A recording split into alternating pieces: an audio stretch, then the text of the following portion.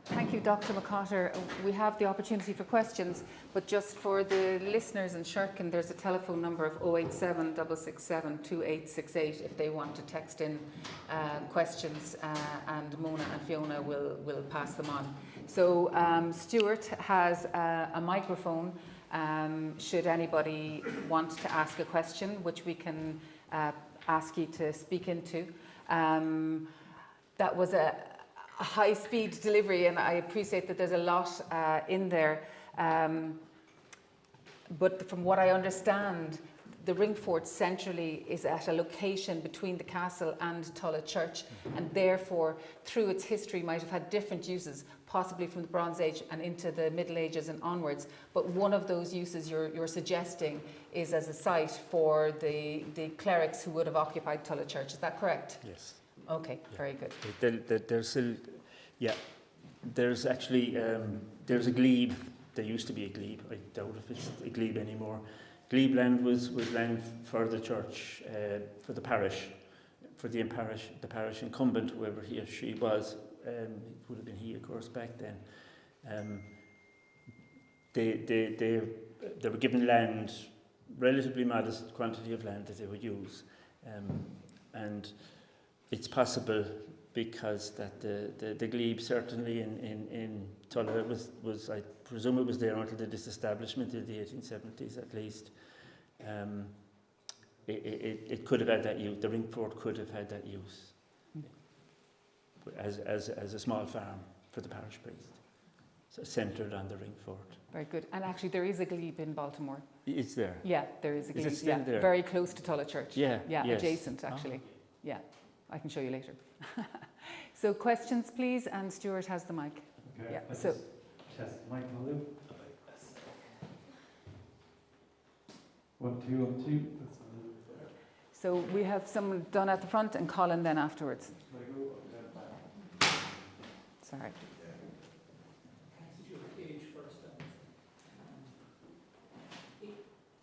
If the monument could be either cleric or gentry, is there anything in the monument that would answer the question which it was, or is it my looking at a parish church now and saying, how do I know it's a parish hall, parish rectory, and asking which was it? Is it in the structure or is it in the use? As it in the structure of. Sorry, I'll ask it. Yeah. If it could have been either clerical or gentry, could we tell from what's in the ground which of those two? If for instance a stone was dug up which had an inscription on it, or which had a decoration as in the stone that we found there, if something like that was found, and there is already one on the site, there is a stone on the site, that tells us that it was a clerical site. There's nothing really, I understand your point. Very often it's not clear whether a thing is clerical or secular, because they could, priests had to live in houses, and they used metal work as well, just as the lay people did. There's not that much of a difference between them. Thank you. Okay. Just the front there, yeah. How's it going? So I was just wondering, I'm new to learning about the Baltimore Ringfort, but doing a shade for the jewels, it'd be interesting to see if any fine metalworking evidence comes up in the digs, because that could very well show that they were patrons to the church. Yeah, definitely, yeah. Or perhaps it was where the clerics kept the jewels of the church safe and that kind of thing, You wouldn't really get a church in Doon. Yeah. Doon was kind of secular, fortress, fort, close. Okay. So that might, the churches were cahers. That's the one they used to denote an ecclesiastical site, a church site, cahar this or cahar that. But it could also be used to lay people then. So, like a lot of things, there's confusion and lack of clarity. And another big, like Rathmore could have been a really prominent Ringfort Yeah. too, it's just up the road. Of course, yeah. Anyway, thanks. Thank you. Any other questions? Charlie. Sorry. Hi, just one general question. Do you have any understanding as to what the name Tullagh means and Tullagh 10 particularly? I haven't a clue. Well, it means it can. It is no. Yeah. Tullagh is fine. No, but the 10 bit T-E-N-N. Is it a person's name? Is it a descriptive term? I haven't really had time to look at it. But it is something actually that needs to be looked at.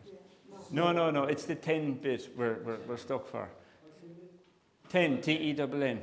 Tullagh 10. That's the name that occurs in the ecclesiastical sources, in the gloss. So what was 10? I have yet to look at it, but I don't know. Is it a person's name? I don't think so. It must be some kind of a descriptive for the landscape. Tyne? Yeah, possibly. It could. It's to be looked into. Can I come with just one other question on Yeah. names?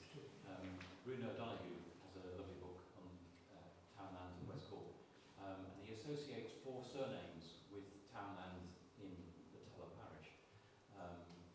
He's got Lynch, Ballylynch. He associates Irwin with Ballymacrown. He associates Barretts with Coomabarody, and Finn with Danafeen. Do any of those names come up in the surname research, or name research that you've done? No, but generally townland names will originate from the 15th century or perhaps older. So those would indicate, like the Barretts, the Lynches, they would indicate settlements. But Lynch is Lynchahan originally. So one would expect, I don't know, that might date that name Ballylinchy to a particular period like the 15th century. And of course the Barretts are Anglo-Norman, so Cuma Varadig. That must be later, because the Normans were not settling amongst the Gaelic peoples in the 13th century to any great extent. Great, thanks. So we have Chris, followed by Bernie, and then Cyril. Really interesting, Paul. So you alluded to putting all of this together for Tullagh has led to the discovery of what essentially was a lost, or is a lost church of significance. So where does it go next? What do you do next? Does it go into a further set of analysis for historians, or how does this go forward? There is a database, Monasticon Hibernicum. It's a database of monastic references and the townlands in which, physical, eminent, round towers, churches, baptismal fonts, whatever it might be. There's a complete database of these, and there's no mention of Tullagh 10 in them. It's a completely new reference that nobody has kind of really come across before. So I don't know how you would go about it. You would look at the 10, we were talking about a while ago, T-E-N-N, and try and link it. But beyond that, a lot of our history we don't know. And we don't know about Tullagh 10. Beyond the reference to nuns and nuns, rich and monks and nuns. Well, that's a lovely reference. Great, thanks. And I'll just bring it up to Bernie. You might come forward a bit, Bernie. I don't know if we'll reach it, so you might come forward a bit. Just mind yourself there. Just a second now to get that to you. Just considering from what you've said today, the significance of Tullagh, would it not be appropriate for some organisations such as the OPW or indeed the County Council to actually clean the place up so that it would be accessible for people to visit? Because clearly it's a very significant site. Would you agree with that or not? That it needs to be developed and accessed? Well, absolutely, because I mean, it's... My understanding is that it is partly, isn't it? We're talking about Tullagh, aren't we, Bernie? I'm talking about Yeah. Tullagh. It's Tullagh. Oh, yes, of course, yeah. And that is not, is that, how accessible is that? I don't know, yes, I haven't Well, visited. it isn't, I mean, you can get there, but at a push, you know. And it's overgrown and so on and so forth, yeah. Yeah, local communities really, you see it in operation here in relation to the Ringfort as a very, very good example of a local community taking their own heritage seriously. We're atrocious in this country. Half the medieval parishes are in bits. You know, you'll see them overgrown, trees growing up through the middle of the churchyard, stuff like that. I think the county council probably has a hand in that, because there is a burial ground around it, but that certainly isn't being maintained at the moment. Yeah. And the council has been approached about that in the past. Yeah. You know, I think They normally don't those medieval church ruins are in a kind of a hiatus. That nobody's doing anything with them, you know. Local communities will come along. I mean, this might be your next project here now would be the parish church of Tullagh, the old, you know. I throw that down to you? No. Thanks. I think that's an example now of project scope creep. So we've a lot on our plate and a lot of history to cover yet. Now, Cyril.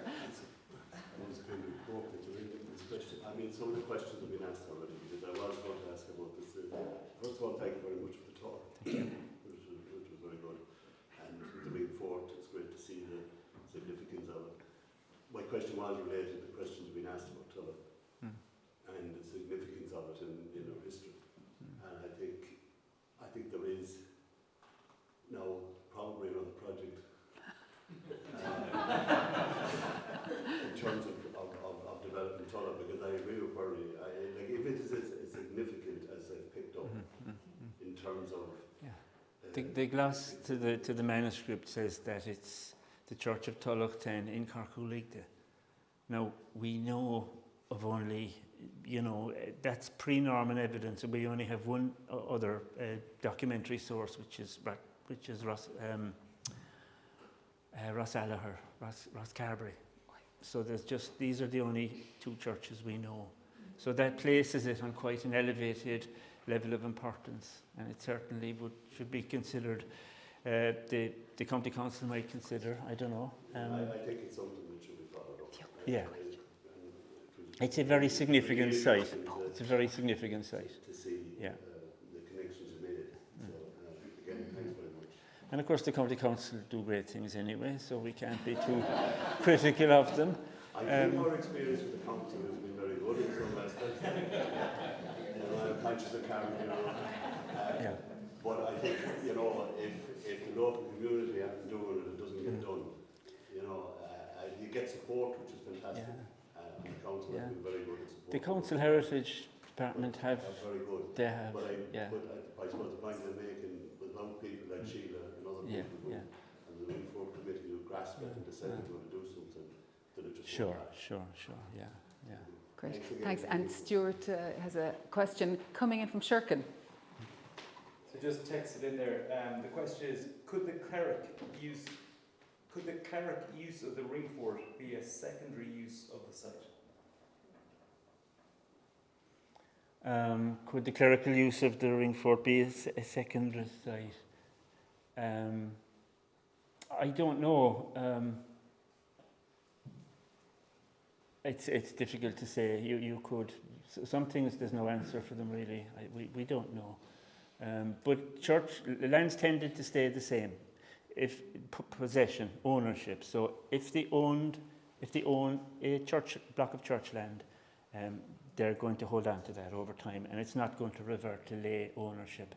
So that might be a partial answer to Stuart's question.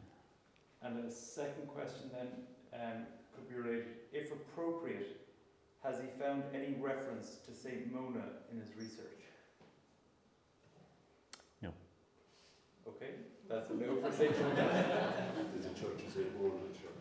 Is it? Are there any other questions from the floor? Just one here, Tom. Parish priest, no? Parish church, no? Where does Mona come from? Well, that's the Shirkin. The Shirkin, is it? All right. That's the question came from Shirkin. Yeah, sure. Supposed to be St. Kieran's sister. Yeah. Okay, thank you. So Tom? No, I think that's correct. I think, yeah. There's a question here from Tom. Are there any estimates of the population of the Tullagh parish, say just before the Normans came or earlier in medieval times? Any estimates of the population? The population? No, nothing like that. In general, the Anglo-Normans settlements tended to have more people in them, to have a higher population than the Gaelic Irish, but that's because of the quality of land. The Normans were economic conquerors. The Normans wanted just the good land. They didn't want the rubbish land. And Tullagh, be careful how I put this now. Tullagh was poor. It was poor enough quality land. It was, yeah. So no would be the short answer to your question. Thanks. Are there any other questions? I have a question while someone else is thinking of one. And that's really, I mean, you mentioned that there was a church in Roscarbery, and then the only other church was in Tullagh 10. Is that correct? Yeah, let me qualify that. These two are the only references to pre-Norman churches in the pre-Norman sources. That's not saying there was only two churches. It's saying that we know of only two churches. Okay. We know of Tullagh 10 and we know of Roscarbery, Rosalagher, the Wood of the Pilgrim. That's it. Okay. And then you had also said that Ringforts were associated with centres of how do you say the word? Ecclesiastical, thank you, centres. And there's very many Ringforts around this area. You know, is there kind of a ratio of Ringforts to an ecclesiastical centre? There is, yeah. There tend to be found. There's a correlation between the bivalent and multivalent Ringforts, two ditches or three ditches. The church tends not to have those. It's secular people, lay people have them. Kings, lords, powerful aristocrats have the bivalent and the multivalent Ringforts. So in that sense, we can look at the archaeology and deduce certain things. And again, we know that there are a high ratio of Ringforts on ecclesiastical lands. We can tie in a link with them. And I suppose just to note in relation to the Ringfort in question in Baltimore, the ditch is actually a point of interest for the archaeologists because it's not typical of a Ringfort. It looks more like it's a structure as opposed to something that's dug out. So we're hoping that the geophys might clarify more about that, and possibly when we go to excavate with the community dig. But nonetheless, even if it is older, it has been, it will be repurposed through the centuries for different reasons. Is there anybody else with a question that they'd like to ask? Yes, there's two more. There's one here. Sorry, there's one here, one at the back. Just one question. Sorry.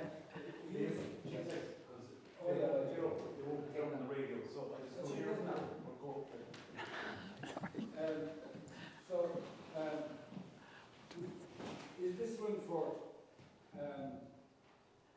there's a dispute whether this Ringfort was built way back before Christianity. Which do you think? Do you think this was built since the advent of Christianity? It's very small for a Ringfort. I think it's something older. So it's not really a Ringfort at all? That could be shot for saying that. I don't know. It's clearly something very old, but it may not be a Ringfort. I'm just uncertain, and I think it may not be. But these things are all questions that can only really, at the end of the day, like the historian will get the documentary references, but it's the archaeologist who will actually find who'll settle the question for once and for all. Yeah, and that's ongoing. So. Thank you. Okay. Thank you. And there's a question here, and then another question here. You said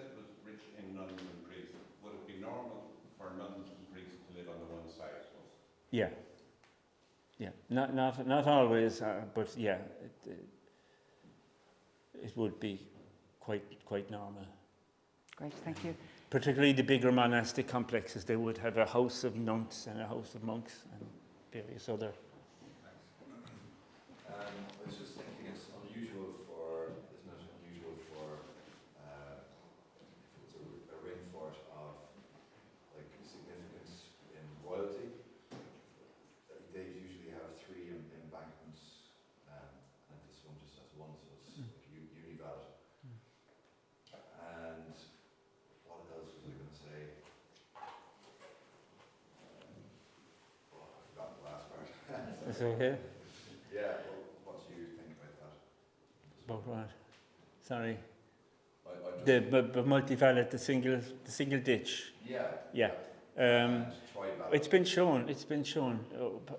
O'Carrigan, Tomás O'Carrigan in UCC, archaeologist, has published extensively. I've done some work with him as well, and I've got some publications associated with his, but most of it is his stuff. And he's drawn all the parallels, and he's deduced what secular land is in terms of ring forts, what ecclesiastical land is regards to ring forts. Very thorough. Half a dozen articles and a couple of books on this. So yeah, if you want, follow. Yeah. Thank you. Any other questions? Great. Well, it was a mystery after the 2021 Heritage Talk. We had some clarification in 2022 in relation to place names, and that kind of grounded us. But this year, again, I think we're back at the level of enigma in a mystery in a box that we just don't know what is going on. So it makes our investigations really interesting, and we really learn from people like you, Dr. MacCotter, because you're bringing something really rich to the conversation. Just to let people know that later in this year, in September, there will be a geophysical survey carried out by the Discovery Programme. And prior to that, there will be clearance of the site to prepare for it, because it's a technical survey, it's really carried out through magnetic resistance and electrical equipment to take readings of underneath the ground, and hopefully having a layered image of what's under the ground will, add to what we know about the site. But ultimately, where we're going to with this project in terms of the Ringfort Committee is to have a community dig to actually see if we can find any of the things mentioned, by you in your talk that would evidence the kind of use that was made of the site over many, many centuries, because there could have been many types of uses. So we will be back to the community around the community dig, because it can only happen if people are interested in coming on the site and actually taking up a trowel under supervision to actually, do the physical labour. And that's an important part of that process. So I have to first of all thank Dr. MacCotter. It's been really delightful to have all this. And we have the full text, and it'll be available online to people to view through the baltimore.ie website. We also, I have a number of different things I have to put up here. Sorry. These are all the kinds of ways that you can interact with us and get involved. We have a committee that's very focused, but we could always do with extra support.